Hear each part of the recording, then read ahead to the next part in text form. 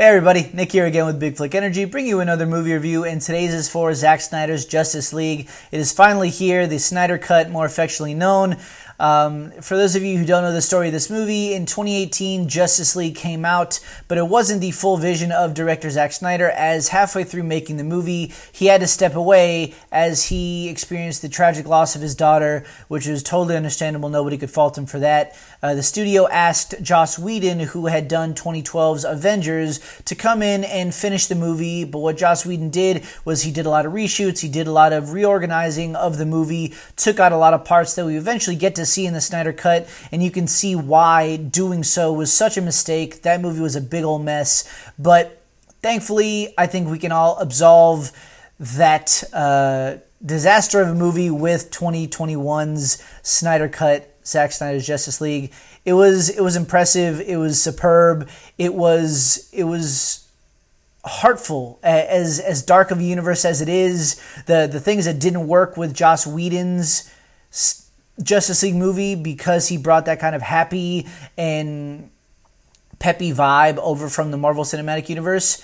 Although those things didn't work when it came out in 2018, his version, this movie still has plenty of heart. It included Cyborg a lot more, who was pretty much the heart of the movie, and that's not really giving away any spoilers. That's more so letting you know that everything that you saw in those initial trailers for Justice League is finally coming to fruition. You finally get to see the entire story and get to see the characters fleshed out in their full character arcs, more than just so the Holy Trinity, Batman, Superman, and Wonder Woman. If you love superhero movies, if you like comic books, if you know about Batman or Superman or Wonder Woman, if you've heard of them, which I know you have to see this movie. It does a complete justice to those characters, no pun intended.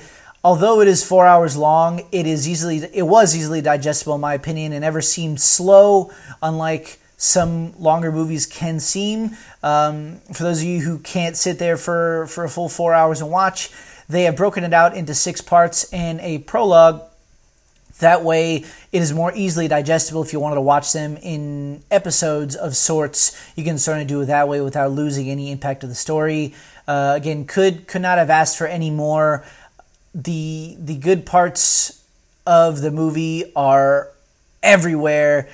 So many memorable scenes, so much still left to unpack. I can't wait to revisit the movie and enjoy it as much as I did the first time, hopefully if not even more. The good, I guess, coming out of this movie is the fanfare, the reaction so far after 24 hours. It's been trending on Twitter for 24 hours. Everything is leading us to believe that this will now allow Justice League 2 and future DCEU stories to be told, hopefully from Zack Snyder. It's not only did he get to give us a Snyder Cut, he also, in theory at this point, has potentially revived the Snyderverse, and I could not be happier.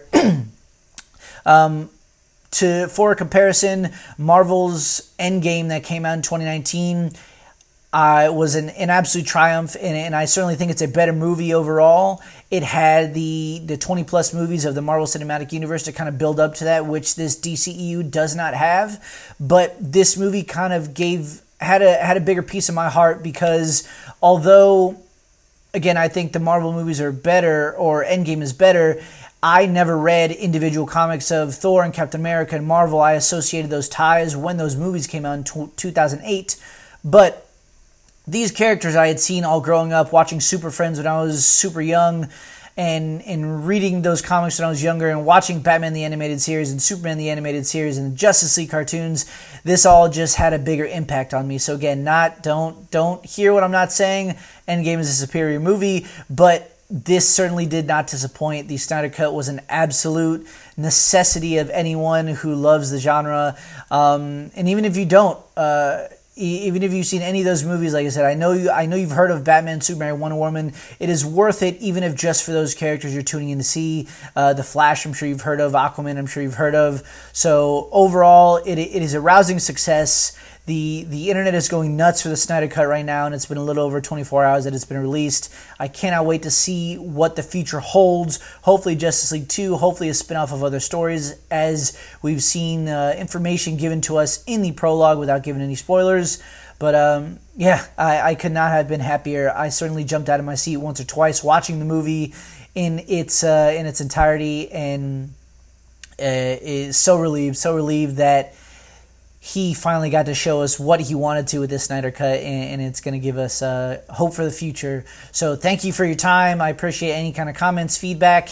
If you have seen this movie already, which I'm sure some of you have, please let me know what you think. I'd love to discuss. If you haven't, it's an absolute must-watch. Potentially the movie event of the year, with the pandemic still going on and in theaters maybe not necessarily opening up the way they should, or packed theaters anyways. So very well could be the movie event of the year. Yeah, would love to know what you think, even if it's just for the review. I appreciate your time, and long live the Snyder Cut.